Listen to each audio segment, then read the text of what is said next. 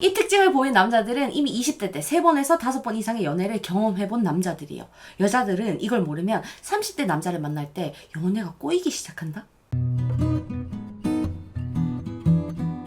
20대에는 연애가 쉬웠는데 30대부터 이상하게 연애가 잘 안 되는 여자분들이 가진 가장 큰 공통점이 20대의 남자와 30대의 남자는 다르다라는 사실을 모른다는 거거든요. 여자들도 물론 마인드와 생각이 달라지지만 남자도 20대와 전혀 다른 스타일의 연애를 30대 때 추구하기 시작해요. 분명히 차이가 생긴단 말이지. 그래서 준비한 이번 이야기 30대 남자들의 연애 특징. 빠밤! 첫 번째, 사전의 첫 번째 단어. 포기. 연애관이라는 걸 국어사전에 빗댄다면 20대 남자와 30대 남자는 그 사전의 첫 페이지가 달라요. 20대 남자한테는 포기라는 단어가 자신의 연애사전에 중간이나 후반부쯤에 나오게 되거든요. 해볼 거 다 해보고 매달려보고 붙잡아보고 까여도보고 플러팅 또 해보고 그제서야 어쩔 수 없이 포기를 선택한다면 30대는 가장 첫 페이지에 포기라는 게 나오게 돼요. 괜찮은 여자를 만났을 때 그 여자와 사귀고 싶다라는 도전 정신은 20대처럼 여전히 높지만 포기라는 단어가 인생사전에, 국어사전에, 연애사전에 첫 번째 장, 두 번째 장쯤에 나오니까 마음을 접는 속도가 되게 빨라진다는 거야. 대체 왜 이럴까? 연애를 하면서 생기는 도파민의 한계를 몸으로 깨달았기 때문이에요.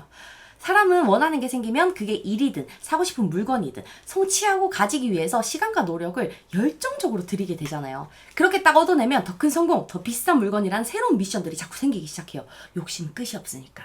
마치 도장 깨기처럼 그 다음 레벨들이 계속 나타나기 시작한단 말이에요. 그럼 그 다음 레벨을 깨고 싶다는 열정, 그걸 성취했을 때 뿜어져 나오는 도파민 같은 호르몬들이 계속 사람을 자극하기 시작하고 더 큰 열정을 부르게 되는 연쇄작용이 일어나게 된단 말이에요. 이 도파민은 성취감과도 연관이 있어서 원하는 사람과 연애를 시작했을 때도 똑같이 분비되거든요. 근데 여러분들도 알다시피 연애는 일의 성공이나 프로젝트의 성공, 계속되는 승진처럼 다음 레벨이 계속해서 생기지 않잖아. 연애의 다음 레벨은 기껏 해봐야 결혼이 다잖아요. 그래서 학자들이 연애할 때 도파민이 분비되는 시기가 보통 6개월에서 3년이라고 하는 거예요. 그 이상이 없기 때문에. 그 다음 레벨이 없기 때문에 시간이 지날수록 연애로 인한 도파민 분비를 잃기 시작하고 대신 심리적인 안정감을 얻게 되는 등가 교환은 하거든요. 하지만 이런 등가 교환도 헤어지면 완전히 끝이라는 걸 20대 때 경험할 만큼 해본 사람들이 30대란 말이죠. 원하는 사람과 연애를 했을 때 분비되는 도파민 자체가 지속되지 않는다라는 걸 몸으로 이미 다 깨친 나이라는 거예요. 그러니까 이 열정을 나만의 행복감, 일의 성과, 사회적인 성공이라는 기준에 더 큰 비중을 두고 쏟기 시작하게 된단 말이죠. 사람한테는 열정이란 시드머니가 한정적으로 정해져 있는데 이걸 일, 능력, 자기 발전 이런 데 들여버리니까 남는 조그마한 열정머니로 여자한테 투자를 할 수밖에 없는 거거든. 투자가 줄어드니까 관계로 보상을 받고 싶은 심리, 거기서 얻어지는 성취감도 작아지는 게 당연하잖아요. 그러니까 적당히 들이고 안 넘어오면 말고 하는 포기가 30대 남자 연애의 사진 앞장에 딱 나와버리는 거예요. 왜 20대 때 만났던 남자들처럼 나한테 안 달래지 않지? 왜 그때 만났던 남자들처럼 시간과 에너지를 쓰지 않지? 왜 내가 삐지면 최선을 다해서 달래고 얼러주지 않지? 하는 생각을 하는 순간 이 언니들의 연애는 30대부터 꼬이기 시작하는 거예요. 물론 그 남자가 여러분들을 운명의 데스티니라고 느끼던가 20대의 연애 경험이 충분하지 않은 경우에는 30대에 들어와서도 20대의 열정을 20대의 연애를 할 수 있긴 하거든요. 내가 말하는 30대 남자들의 연애 특징은 이미 20대 때 3회에서 5회차 이상의 연애를 해본 남자들의 경우라서 사바사는 존재한다는 걸 알고 있긴 해야 돼. 두 번째, 바뀌는 여자 취향. 20대 남자는 여자가 일단 예뻐야 끌려요. 그게 첫 번째야. 눈에 딱 들어와야 된단 말이에요. 근데 30대 남자는 일단 여자가 예뻐야 끌려요.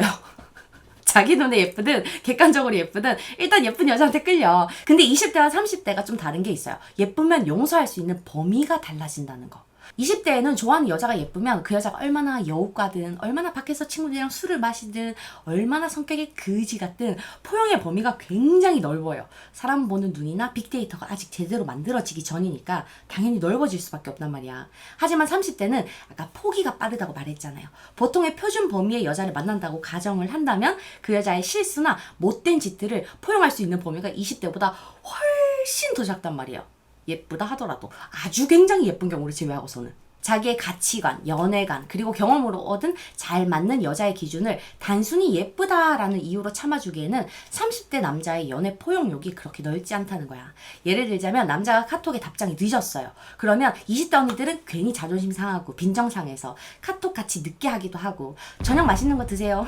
뭐 이런 매기는 대화로 자기가 빈정 상했다는 걸 드러내고 남자가 풀어주길 바라잖아요. 이런 행동을 했을 때 20대 남자들은 자기의 사정은 두 번째 문제고 일단 여자의 마음을 풀어주려고 노력이라는 걸 잘한단 말이에요. 왜? 이쁘니까. 근데 30대에는 저렇게 늦는 카톡에 꽁한 티를 내면서 반응을 한다? 그럼 가장 먼저 피곤하다라는 생각을 하는 남자들이 꽤 많아요. 카톡을 늦게 보냈든 같은 질문을 2번 했든 어쨌든 남자가 대화에 집중 못한 잘못이 있지만 그걸 꽁하게 표현하는 여자의 태도에서 남자들은 다시 자기 연애 사전의 첫 번째 장을 딱 펼치게 돼. 포기.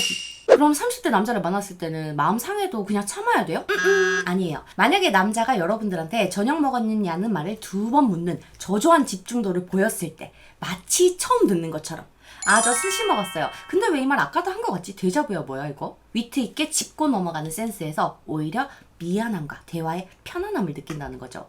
피곤한 사람이라는 인상을 주지 않는 태도가 중요한 거예요. 그 피곤함을 견딜 만큼 대단한 열정을 연애에 쏟아붓지 않는 사람들이니까. 오히려 피곤한 변화구보다 센스 있는 처세나 플러팅이 훨씬 더 반응이 잘 나온다는 말이지. 기억하기다. 조금 더 직구로 던지는 게 좋아요. 세 번째, 30대에 여자가 꼬이는 남자는 정해져 있다.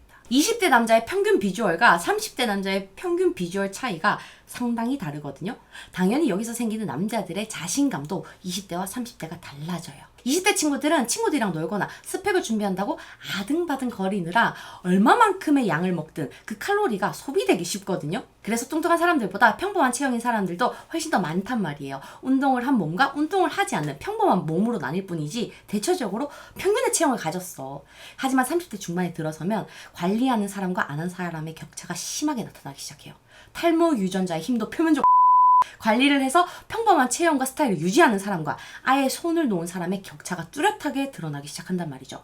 그래서 남자들의 경우는 조금만 신경 쓰고 관리해도 바로 외적인 부분에 있어서 그 나이 또래들에 비해 굉장히 급격히 괜찮은 정도로 들어설 수 있어. 그걸 남자 자신도 안단 말이에요. 주변을 보면 바로 보이거든. 거기서 자신감이 더 붙기 시작하고 연애 시장에서도 여자들의 반응까지 좋으니까 계속 상승세를 타게 돼.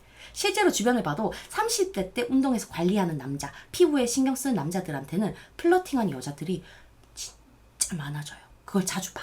여러분들이 만나는 남자가 꽤 괜찮은 남자다. 그럼 여러분들이 생각하는 그 이상의 자존감, 그 이상의 자신감을 가졌을 가능성이 높아. 네 번째, 연락의 변화. 사람이 쓸 수 있는 에너지가 100이라고 한다면 30대부터는 적으면 60에서 많으면 90까지 에너지를 죄다 일에 쏟아부어요. 여자들 중에도 이런 사람이 있긴 한데 남자들이 비중이 훨씬 더 많다는 얘기야. 그러다 보니까 남은 40에서 10%의 에너지를 가지고 사적인 생활이라는 걸 하게 되잖아요. 여기서 달라진 티가 확 나는 게 연락이에요. 아침부터 잠들기 전까지 수시로 카톡하는 빈도가 20대보다 현저히 줄어드는 경우가 많고 그 대신 자기 전에 통화로 넘어가는 효율적인 연락을 선호하는 사람들이 늘기 시작하거든요.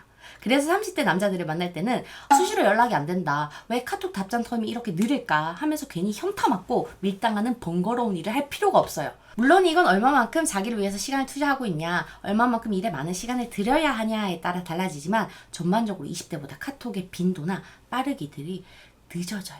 알겠죠? 이 4가지 포인트로 만나는 썸남 남친을 더 잘 이해할 수 있길 바랄게요. 오늘도 만나서 반가웠어요.